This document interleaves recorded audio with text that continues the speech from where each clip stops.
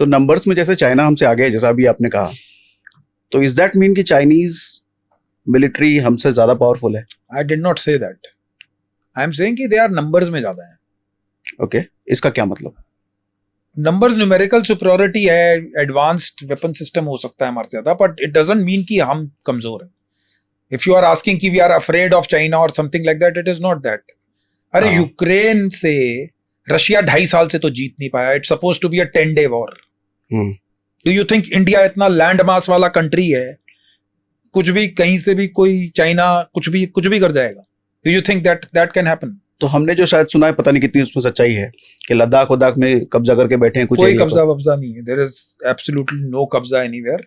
जैसा जो स्टेटस है वैसा ही स्टेटस है। Okay, don't worry, India is have to all your viewers, जितने भी व्यूअर्स आपके पॉडकास्ट देखेंगे, India is a potent force, please believe. Narratives can be anything. मुझे लगता है शायद कंपैरेटिवली किसी भी कंट्री भले ही हो सकता है हम वेपन्स में कमजोर हों, लेकिन माइंडसेट में we are much stronger than any country. ऐसा है क्या? एब्सोल्युटली मतलब कहीं घुस गए तो फोड़ के आएंगे, भले अपनी जान चली जाए, लेकिन फोड़ देंगे। That is what it is, we will fight, that is what we are supposed to do. क्या यानी कि इसमें माइंडसेट, ठीक है, माइंडसेट आप किसी भी स्पेशल फोर्स को वर्ल्ड में बुला लोगे, ठीक है, तो Indian special forces will be one of the best. Obviously it is like that. Mindset mein there is, yeah, equipment will make a difference, but then also the person behind the equipment also will make a difference. ठीक है, yeah, that is what it is. मातृभूमि की जो feeling हम लोगों में होती है, वो दूसरों में इतनी होती होगी क्या?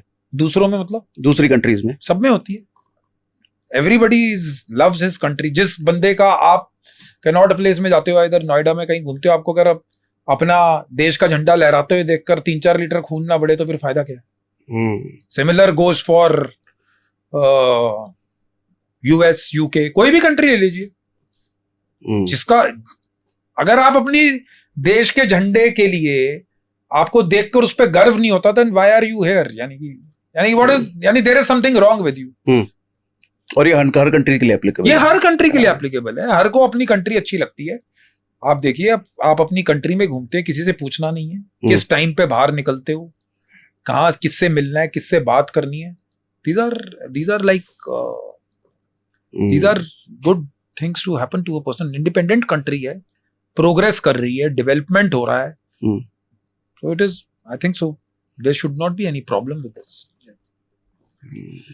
तो इतने टाइम की सर्विस के बाद स्पेशल फोर्स में आपने जैसे बोला कि मेंटल ट्रॉमा या बहुत स्ट्रेस दिया जाता है, इसके बाद बॉडी क्या हैबिचुएटेड हो जाती है हमेशा के लिए, या एक टाइम बाद इसको चाहिए होता है रिलैक्स, मुझे 6 महीने साल भर के लिए छुट्टी चाहिए, ऐसा कुछ?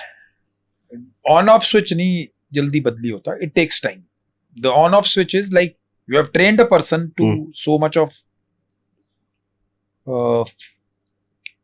ऑपरेशनल, मैं कहूंगा, कॉम्पिटेंस।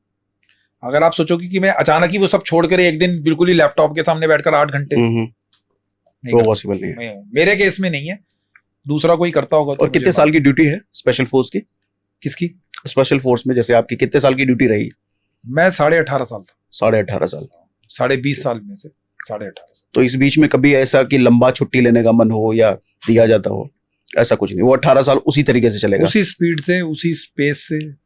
ऑपरेशन में नहीं तो ट्रेनिंग में, ट्रेनिंग में नहीं तो ऑपरेशन में। आपने ज्वाइन ही इसलिए किया, कोई और बीच तीसरा कोई चीज थी नहीं बीच में। So you are either doing operations या फिर आप उसके लिए ट्रेन कर रहे हो, तीसरी कोई चीज नहीं है।